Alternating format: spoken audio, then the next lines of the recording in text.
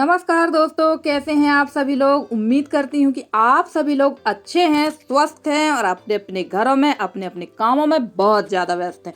तो दोस्तों, इस समय दीपावली की फाइनल वाली तैयारियां चल रही हैं, फाइनल वाली लिपाई पुताई चल रही है। तो फिलहाल तो ये सारी चीज़ें अभी घर पर सभी के घरों में हो रहा है। और यहाँ पर मुझे काट दी थी बर्रैया। मैं नहा धोकर पूजा पाठ करने के लिए जैसे ही मैंने तुलसी तोड़ी और तुलसी के पेड़ में ही लगी हुई थी बहुत ज़्यादा बर्रैया, और एक हाथ में काटी है 3 जगह और एक हाथ में काटी थी 2 जगह। तो ये दवा है, ये मुझे किसी ने ला के दी है, तो वही दवा लगा रही थी। और तुरंत में तो दर्द नहीं हुआ, पर बहुत ज़्यादा दर्द हो रहा था। और इस वाले हाथ में यानी उल्टे वाले हाथ में ना जो काटी है, बहुत इसमें ज़्यादा तकलीफ है, बाकी में तो नहीं हो रही है। और पहले जब बरैया काटती थी तो समझ में नहीं आता था, पर इस बार जब काटी ना तो बहुत ज़्यादा खुजलाहट हो रही थी, खासकर ये उल्टे वाले हाथ में। और बहुत ज़्यादा काटने की वजह से ना मैं खाना भी ढंग से नहीं खा पा रही थी। और ये देखिए पूरी रसोई वैसे ही फैली थी, क्योंकि मैं नहाकर पूजा करने ही गई थी। और जैसे तैसे खाना तो बनाया मैंने, रोटी बड़ी मुश्किल से बन पाई थी। और खाना खाने के लिए मेरे से रोटी भी तोड़ते नहीं बन रही थी। खाना मैंने बनाई थी लौकी की सब्जी, दाल और रोटी ही बनाई थी। तो जैसे तैसे खाना खाया, उसके बाद पूरी रसोई वैसी ही फैली थी, क्योंकि ये दर्द बहुत ज़्यादा हो रहा था ये उल्टे वाले हाथ में। और सीधे वाले हाथ की कलाई में भी काटा था ततैया ने। पर अब ये जो फैला हुआ है घर, इसको तो साफ़ करना ही पड़ेगा। तो चलिए, गैस में ही खाना बना था, यहाँ पे मैं सफाई कर दूँगी। और करना थी मुझे लिपाई, तो वो लिपाई मैंने नहीं की थी। और जिस दिन मुझे लिपाई करना थी रसोई की, उस दिन मैंने लिपाई नहीं की थी, क्योंकि से आने जाने वाले लोग भी मेरे यहाँ बहुत ज़्यादा लग गए थे। और ये देखिए दोपहर का टाइम है और यहाँ बैठ गए थे सब लोग आके, दादी और ये मेरी जेठानी है, बड़े ससुर जी की बहू है, इनको तो अक्सर आप देखते हैं। तो ये आए हुए थे यशी को देखने। और घर जो है इतना ज़्यादा फैला हुआ था ना, ये कपड़े वगैरह, क्योंकि मेरे दोनों हाथ में बर्रैया ने काट दिया है। यशी की तबीयत ठीक नहीं है, तो और आने जाने वाले भी लगे हैं और दिन भी इस समय काफ़ी छोटा है। तो सभी तरफ से, चारों तरफ से परेशानियां जब आती हैं तो ऐसे ही होती हैं। तो मैं बैठ गई थी यहाँ पर कपड़े लाकर इनकी घड़ी करने के लिए। और कभी कभी मेरे साथ ऐसा ही होता है कि आप खाना खा के फ्री होंगे 12-1 बजे, और आपके यहाँ लोगों का ऐसे ही तांता लग जाएगा शाम को 4-4:30 बजे तक। और अब जो है दिन इतने छोटे हो रहे हैं कि 4-4:30 बजे तो वैसे भी सूर्य अस्त हो जाता है, और शाम को फिर कुछ काम भी ढंग से नहीं हो पाता है। तो मुझे करना थी रसोई की पुताई, वो मैंने नहीं की है, वो मैं अगले दिन ही करूँगी, क्योंकि हाथ भी दोनों मेरे काम नहीं कर रहे हैं। और यहाँ पर ये जो कपड़े थे वो उनकी मैंने पूरे बैठे बैठे कर दी थी घड़ी। और अब मैं मिल रही हूँ सीधे मैं आप लोगों से दूसरे दिन सुबह, क्योंकि उस दिन तो मेरा कोई भी काम नहीं हुआ था, तकलीफ बहुत थी हाथ में, तो जैसे तैसे खाने पीने का ही काम हो पाया था। तो चलिए यहाँ लगा देते हैं झाड़ू वगैरह और कर लेते हैं पुताई, क्योंकि रसोई में जब पुताई हुई थी ना, उसके बाद से दोबारा से यहाँ पुताई लिपाई नहीं हुई है। जो रोज वाली होती थी वही हुई है। और वैसे भी खाना तो मेरा बाहर चूल्हे में बनता था। जिस दिन एक दिन पहले ही यहाँ पर खाना बना था, तो रात को रसोई की पुताई नहीं हो पाई थी। तो मैंने सोचा चलो अब यहाँ की लिपाई पुताई तो करना ही है, तो अब कर देते हैं। तो यहाँ पर मैं लगाने लगी थी चूने की पुताई, यानी चूने की ढेग लगाने लगी थी। और उसके बाद करूँगी यहाँ पर लिपाई। और ये चूना अभी इसी साल का नया चूना है, और अगर इसको हाथ से अगर इसकी पुताई करूँगी ना तो पूरा हाथ खराब हो जाएगा, फट जाएगा। और एक मेरी सब्सक्राइबर है, उन्होंने पूछा था कि दीदी आप चूने से पुताई करती हैं तो आपका हाथ खराब नहीं होता है। तो जो एकदम ये ताज़ा चूना है अभी का ना, इससे हाथ तो खराब होता है, वैसे भी चूने से हाथ तो खराब होते ही हैं। तो जब भी आप चूने की पुताई करते हैं ना, जैसे 2-4 महीने पुराना चूना है, हम लोग चूना इकट्ठा बुझा के रख लेते हैं एक मटके में, क्योंकि बार बार चूना बुझा नहीं सकते हैं। और जो दुकानों में जो चूना रखा रहता है ना, वो पुराना होने की वजह से छूटने लगता है। आप उसको बुझा भी लेंगे ना तो वो छूट जाता है, क्योंकि उसकी गैस निकल जाती है और रखा रखा वो दुकानों में ख़राब होता है। इसलिए हम लोग दीपावली के टाइम ही इकट्ठा 5 किलो 10 किलो एक्स्ट्रा चूना बुझा कर रख लेते हैं, और बीच बीच में उस मटके में पानी डालते जाते हैं। तो ये चूना छूटता नहीं है, अगर आप पुताई कर देंगे ना तो छूटता नहीं है।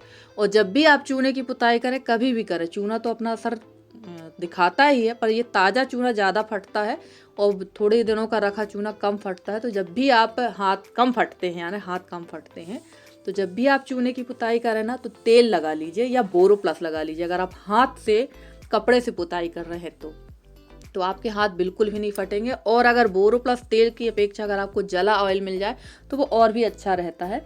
पर जला ऑयल हर समय अपने घर में नहीं रहता, तो बेहतर है बोरोप्लस या राई का तेल लगा लीजिए। तो चलिए, आप लोगों से इतनी बात करते करते यहाँ की पुताई भी हो गई। और इस जगह पर ना ये बहुत ज़्यादा ख़राब हो गई थी, यहाँ की जो चूने की बॉर्डर थी ये बहुत ख़राब हो गई थी, क्योंकि यहाँ पर बर्तन वगैरह रखे रहते हैं, पानी का, कहीं दही का, तो उस वजह से ये ख़राब हो जाती है। और रसोई में ज़्यादा अलमारी मेरी नहीं है, तो आप लोग देखते ही कि ज़्यादा से ज़्यादा सामान मेरा नीचे ही फैला रहता है। अब ये पुराने हिसाब से बनी थी और पहले इतनी ज़्यादा अलमारी वगैरह नहीं बनवाई जाती थी, या ये कह सकते हैं कि बुज़ुर्गों ने नहीं बनवाई थी। तो चलिए, मैं लग गई थी यहाँ की लिपाई के लिए। और सच कहूँ, जब मैं शादी होके आई थी तो इस रसोई में बिल्कुल भी जगह नहीं थी। जहाँ ये चूल्हा रखा है यहाँ पर पूरे में कोठी, जो मिट्टी की कोठी बनती थी ना, वो रखी हुई थी लाइन से। और जहाँ आपको ये गगरी दिख रही है ना, यहाँ पर चूल्हा रखा हुआ था। इस कमरे में थोड़ी सी ही जगह थी कि एक ही व्यक्ति बैठकर यहाँ खाना बना सकता था और एक या दो व्यक्ति बैठकर खा सकते थे, बाकी तो कोई नहीं। मतलब दो तीसरे से चौथे की एंट्री नहीं हो सकती थी, इतना छोटी थी ये रसोई। और धीरे धीरे करके ही मैंने इतना ज़्यादा इसमें परिवर्तन किया है।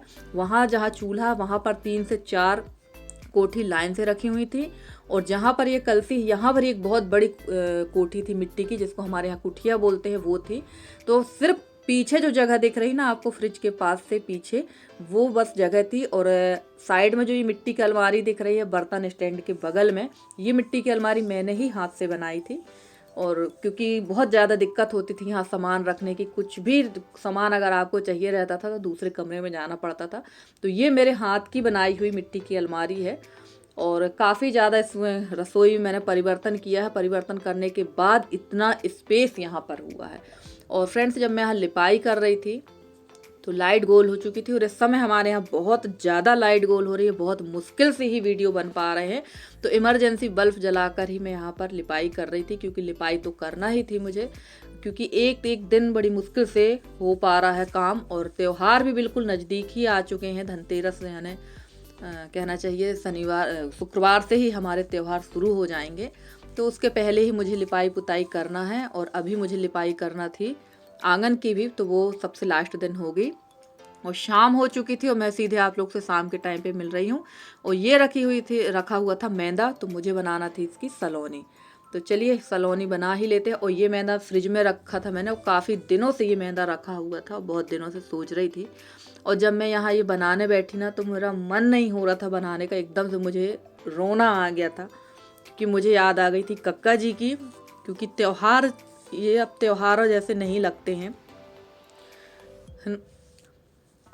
मेरे ससुर जी होते तो बहुत खुश होते थे, कोई भी चीज़ जब मैं बनाती थी तो वो इतने ज़्यादा खुश होते थे, हाँ ये चीज़ बन रही है, मैं खाऊंगा, मेरे लिए ये चीज़ बना दो। तो एकदम से मुझे बहुत ज़्यादा रोना आ गया। और मैं कोई भी चीज़ बनाती हूँ तो मन नहीं होता है बनाने का। और पिछले साल तक वो, इन दिनों तक मेरे साथ थे, आज वो नहीं है। और सच कहूँ तो मुझे उनकी कमी बहुत ज़्यादा महसूस होती, क्योंकि इस घर में मुझे कोई बहुत अच्छी तरह से समझता था तो वो है मेरी बेटी और मेरे ससुर जी। तो उनकी कमी मुझे हमेशा महसूस होती। जब मुझे बहुत ज़्यादा अंदर से दुख होता है ना, तो मुझे उनकी बहुत याद आती है कि शायद वो होते तो मेरे साथ कभी कुछ गलत नहीं होता। पर नियति को जो प्यारा होता है उससे आगे कुछ भी नहीं हो सकता है। नियति तो यही है कि एक दिन सबको जाना है, आज वो भी नहीं है। तो चलिए, खैर, आप लोगों का मूड ख़राब नहीं करते हैं, क्योंकि परेशानी तो सबको है, हमको भी है। दुनिया में कोई ऐसा व्यक्ति नहीं जिसको परेशानी नहीं है। और कभी कभी कुछ चीज़ें ऐसी होती ना फ्रेंड्स, कि चाह के भी हम हर किसी को नहीं बता सकते हैं। अपने अंदर ही उस चीज़ को हमें समेट के रखना पड़ता है। और कुछ ऐसी ही परिस्थिति इस समय मेरे साथ में है कि मैं ऐसी दुविधा में फंस गई हूँ कि मैं अगर बताती हूँ तो भी ख़राब है, और नहीं बता रही हूँ तो मैं अंदर ही अंदर घुट रही हूँ। पर चलिए, भगवान मुझे इस समस्या से भी जल्दी ही उबार देगा। तो यहाँ मैं सलोनी बना रही थी, इसमें मैंने डाल दिया था नमक, अजवाइन और ढेर सारा मोइन, और थोड़ा सा मैंने इसमें डाला है सोडा। तो चलिए, फटाफट से यहाँ पर ये सलोनी बना लेते हैं। मन था नहीं, पर मैदा काफ़ी दिन से रखा, फिर ये मैदा ख़राब हो जाएगा, कीड़े लग जाएंगे। और इसको मैंने स्टोरेज करके फ्रिज में ही रखा था, क्योंकि हमारी राजेश्वरी दीदी कहती है ना कि फ्रिज में मैदा सूजी रख दिया करो। तो मैदा तो मैं रख देती थी, सूजी और पोहा भर मैं नहीं रखती थी। और इस बार भी ऐसा ही कुछ हुआ। किराने के सामान मैंने सूजी बुलवाई, और सूजी का जब मैंने पैकेट खोला, आजकल तो पैकेट में ही हर चीज़ आने लगी है, तो उसमें बहुत सारी इल्लियाँ निकली थी। तो वो पैकेट मैंने वापस कर दिया, क्योंकि इतनी ज़्यादा इल्ली वाला कौन खाएगा। और जबकि मैन्युफैक्चरिंग और पैकिंग जो है सितंबर 2023 की दिखा रही थी, पर वो था काफ़ी ओल्ड, क्योंकि काफ़ी पुराना पैकेट में ही इल्ली होती हैं। तो वो मैंने वापस करवा दिया है, मुझे सूजी दोबारा से बुलवाना पड़ेगी। तो चलिए फ्रेंड्स, यहाँ पर मैंने अच्छा ढेर सारा मोइन डाला था और फटाफट से डाल लेते हैं, काट लेते हैं। और मूड तो ख़राब हो ही चुका था मेरा, आप लोग मेरा चेहरा देख के ही समझ सकते हैं कि चेहरा मेरा काफ़ी ज़्यादा उतर गया था। और त्यौहार, जैसे कि मैंने बताया है कि त्यौहार हमेशा अपनों के साथ मनाया जाता है। जब अपने होते तभी त्यौहार अच्छा लगता है। और त्यौहार अब पहले जैसे उत्साह रंग रह ही नहीं गया है त्योहारों में। पर कभी कभी हम इंसानों को बेशरम भी बनना पड़ता है। कभी अपनी खुशी के लिए नहीं, हमें दूसरों की खुशी के लिए, दिखावे के लिए भी काम करना पड़ते हैं। तो चलिए फ्रेंड्स, यहाँ पर मैं काटने लगी थी सलोनी। और फ्रेंड्स, मैंने आप लोगों के कमेंट के जवाब नहीं दिए हैं, जिसके लिए मैं माफ़ी चाहती हूँ। थोड़ा सा भी मेरे पास व्यस्तता है, और जैसे ही मैं फ्री होती हूँ तो सबके कमेंटों के जवाब देने का पूरा प्रयास करती हूँ। और आप लोग से उम्मीद भी करती हूँ कि आप लोग अपना सहयोग और स्नेह मेरे साथ इसी तरह से बनाए भी रखेंगे। और फ्रेंड्स, आप लोगों को मेरे वीडियो कैसे लगते हैं? अगर आप लोगों को मेरे वीडियो पसंद आते हैं तो प्लीज़ मेरे वीडियो को लाइक करें, शेयर करें, मेरे चैनल को सब्सक्राइब करके। जिस तरह से आप लोग अपना सहयोग और स्नेह मेरे साथ बनाए हुए हैं, इसी तरह से आप लोग अपना सहयोग और स्नेह मेरे साथ बनाए रखें। मैं पूरी कोशिश करती हूँ कि आप लोगों के लिए बहुत अच्छे से अच्छी वीडियो लेकर आती रहूँ। और मेरे जितने नए सब्सक्राइबर हैं, जितने पुराने सब्सक्राइबर हैं, जितने भी मेरे व्यूअर्स, मैं सबका तहे दिल से बहुत बहुत बहुत धन्यवाद कहना चाहती हूँ कि आप लोग अपना सहयोग और स्नेह इस तरह से मेरे साथ बनाए हुए हैं, जिसे देखकर मुझे बहुत खुशी होती है। और एक उम्मीद भी जागती है कि मैं इसी तरह से मेहनत करूं और आप लोग अपना सहयोग इसी तरह से देते रहेंगे तो ज़रूर मुझे सफलता मिलेगी। वैसे तो सफलता मुझे मिली है, पर अब मेरी जो लास्ट उम्मीद है वो आप ही लोग हैं।